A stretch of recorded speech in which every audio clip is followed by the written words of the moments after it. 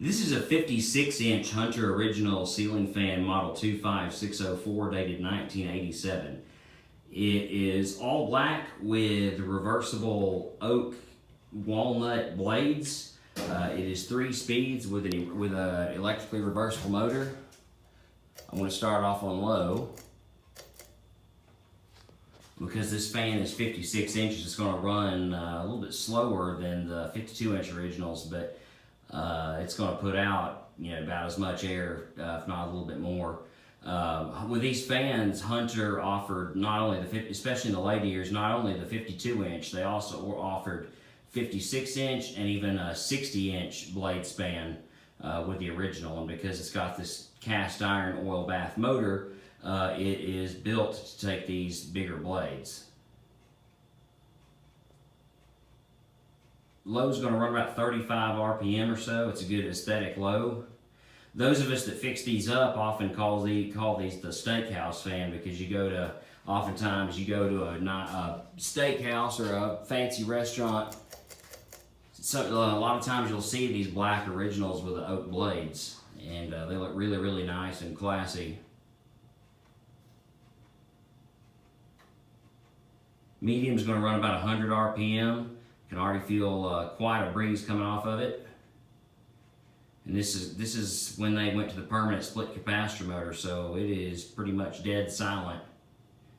The only thing you really hear is the air moving. And then high.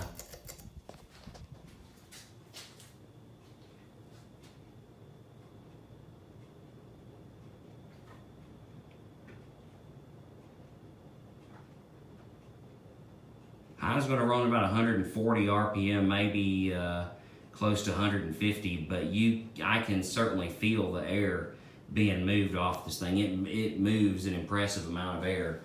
I'll go ahead and get up close because some people like to hear the wind being blown. And while I'm up here, I think I'll reverse it. Reverse switch is mounted on the side, as most of them were from this time period.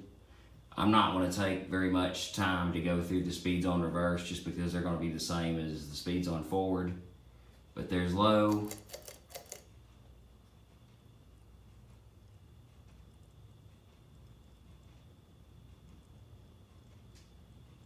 And there's medium.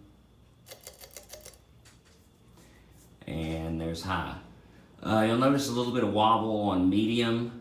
It's not going to affect the operation of the fan at all.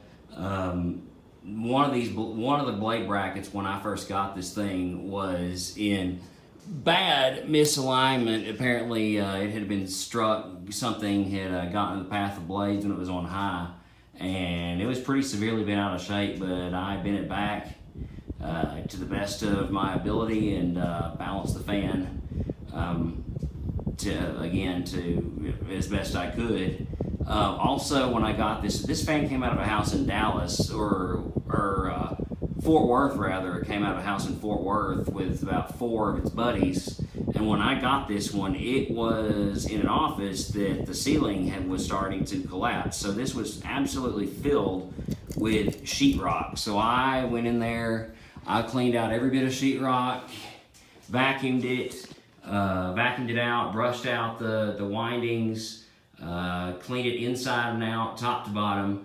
There are still a few white speckles on the top and the sides of the motor, which may show up slightly whenever this fan is hung. I want to try a little bit more to get some of those off, but some of these, if it just doesn't come off real easily, I don't like to go in there and try to scrape it all off, because I don't want to destroy the integrity of the regular paint. And with this being a later model original, the wiring is more complicated. I try not to take these apart if at all possible, just because with these reversible motors, the wiring is very tricky, it's very sensitive, and it doesn't like to be played with.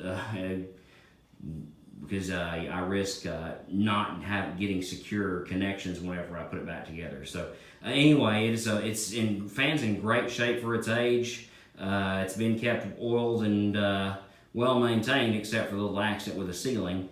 but I took care of that. Whenever I ship this fan, if you're bidding on this on eBay, I will ship it with oil. You must oil these. You must also bolt them directly to the joist. You can't just use an electrical box on these like with the other fans because they weigh about 50 pounds or so. But they are well worth the time, the effort it takes to install. And if you keep it oiled and maintained, you're going to have yourself a fan that lasts another 50 or 60 years or so, if not longer. So once again, this is a 56-inch Black Hunter original from 1987. And for those looking on eBay, happy bidding, and thanks for watching.